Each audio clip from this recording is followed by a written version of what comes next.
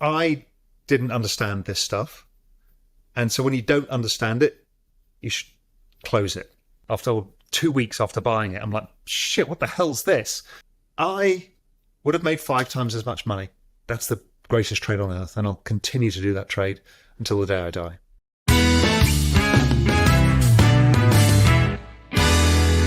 Your last trade is one of yours, and it's one of your worst, and it's probably, well, it's Bitcoin trade back in 2013 to present, I guess. I don't know. I was going to say currently, although I think you're more ETH than anything else. But why does this count up as one of your worst?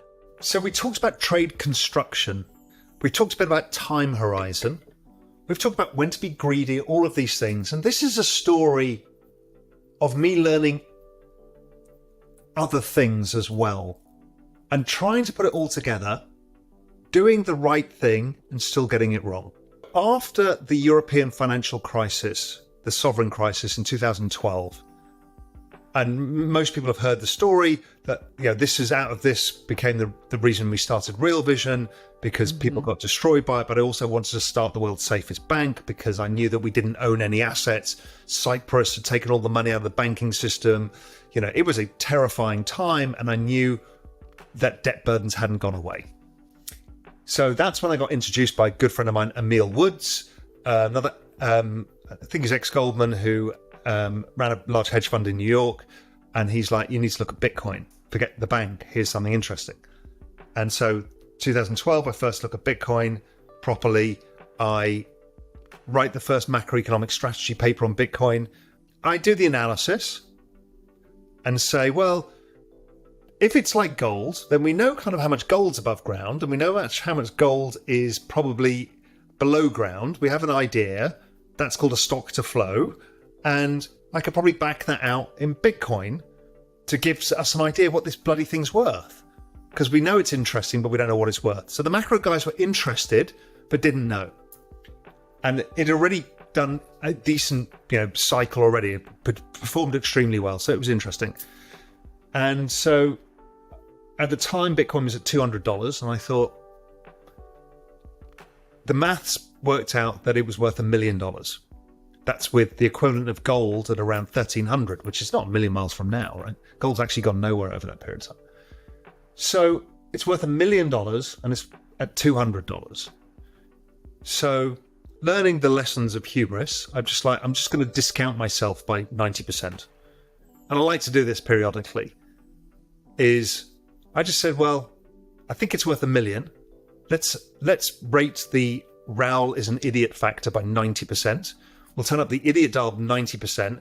It's still worth 100,000. So I probably got quite a few people in it. That article became famous, got circulated around Silicon Valley because nobody looked at Bitcoin in a macro way before. So I buy it, and my thesis, my time horizon, is so I've done my homework. I'm now onto the time horizon. The time horizon is, well, this is probably at least a 5-year bet, probably longer, and I should just close my eyes and see where it ends up. Because it ain't going to $1 million overnight or $100,000 overnight. So it goes up 5x it goes up 100% in a week, after 2 weeks after buying it. I'm like, shit, what the hell's this? It then goes up 5x from where I bought it. It then falls 85%. But it goes back to 200. So, okay, I've never lost money in it. Never lost a penny. In fact, I've never lost a penny owning Bitcoin at all. And I just forget about it. I've opened an account at an exchange called Itbit, which is now Paxos, which was owned by Emil Woods and Chad Cascarilla. They built this exchange in Singapore, and I kept it there, and I forgot about it. I didn't even know the password. I just, and I keep my eye on the Bitcoin price because I was interested. 2017, I'm now quite involved because it's spilled onto Real Vision. There's a lot of emotion going on. People are really involved. I still own it. I'm kind of quite vocal on Twitter, starting to talk about this, and it's now about $2,500. So I'm now up 10x. So 10x, that's a great bloody trade. You don't get those many in your lifetime. I didn't understand this stuff. And so when you don't understand it, you should close it. Now, I shouldn't have, because my thesis was longer term and that I should let it play out. But it becomes really hard when you're up a lot of money and you owe half it to your ex-wife. It's become very hard is when you then go back down, right? And it's hard to do if the forking wars had been a thing and it meant that the Bitcoin chain failed and everyone was on Bitcoin Cash or whatever it was going. So I take profits. I don't think anything of it. I'm like, great, it was a great trade. It goes up another 10x, goes to 20,000. And I am observing it. I had no feelings. People are like, you're an idiot on Twitter. Look at you, you're an idiot. I have no real emotions either way. I'm like, I've done fine, happy with it. Let's see where this goes. And he kept pestering me on Bitcoin. I'm like, yeah, I'm just not interested yet because the price was falling and I didn't have anything to base an investment off. And we had no real thesis yet. Yes, the economy was slow, but there was no real understanding what was going to drive this.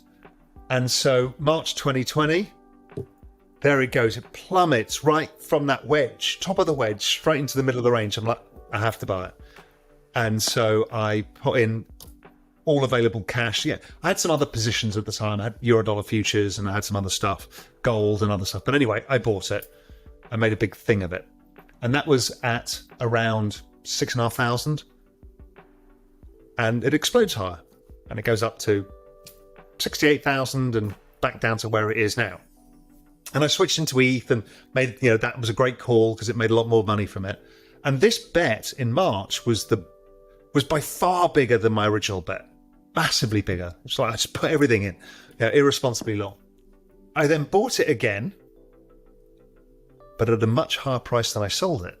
Because I sold it at 2,500 and I bought it at 6,500 and maybe a bit up as well as it broke through 10,000. And now it's at 20,000. Okay. I thought nothing of that. I thought, yeah, I've done well. Look at me, I'm a good macro guy. I traded it, did all right, made money out of it. Not that many people have done well out of crypto like that. And then I went back and did the maths. And it only happened to me recently after I set up the Exponential Age, the digital asset management business. And I was writing for Macro Insiders as well, for Real Vision Pro. I thought, I want to know how I actually did compared to if I just held on to my original thesis. So I went back and looked. And I remember how much money I put into Bitcoin to start with, and it was a decent amount. It was a decent bet. I would have made 5 times as much money. And here's the big learning, is I hadn't understood exponential trends, logarithmic trends, and adoption, Metcalfe's law, all of these things that subsequently came to me. And that tells you if a technology is about to be adopted at scale, then it doesn't revert back to the mean, it reverts back to this logarithmic channel, the bottom of that.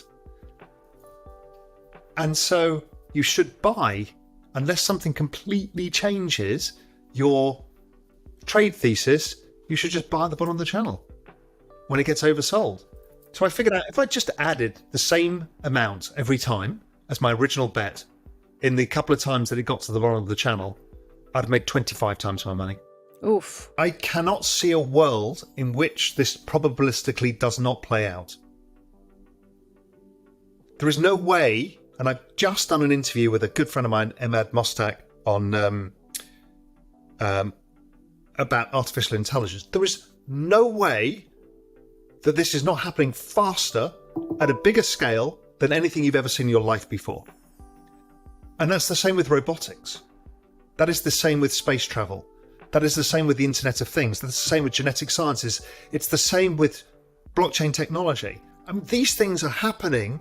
They're not going to stop. There's nothing that will or can stop them. What was the right answer is the answer I learned from crypto investment. You buy the massive sell-off. So I bought a whole basket of this exponential age stuff, not at the highs when I started talking about it, but after it was down 70%. Because I kind of have a rule of thumb. Anything down 70% or more, that is not going bust, you should own. Particularly if it's part of a secular theme. So the trade's still not up. I think overall it's down about 15%. But, I'm like down 30, don't really care because probably it's going to be up 10x. So, it's the risk-adjusted reward is what you're looking for.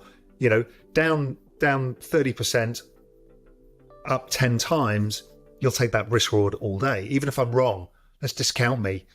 Discount me by 50%, it's up 5 times. Okay, it's still an amazing bet. I've always said crypto is and will remain the best risk reward.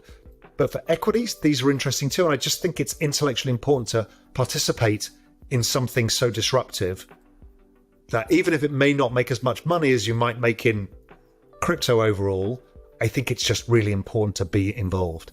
Because if not, I can see on Twitter, you'll drive yourself mad by rejecting it. My best trade is always the same. It's in quality of life. And that quality of life is everything from friends, family, how you live, not where you live, not your material possessions. It's how you live your life. Having a lust for life, a curiosity, enjoying being outside of your comfort zone. I've talked about this before. There's your comfort zone and there's where the magic happens and they don't overlap.